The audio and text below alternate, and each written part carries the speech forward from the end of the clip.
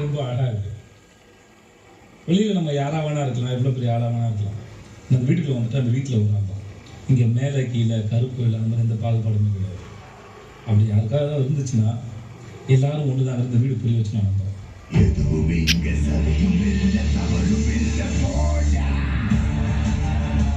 அழகான வீடு. இதான் கார்டன் ஏரியா. காசிப் ஏரியான்னு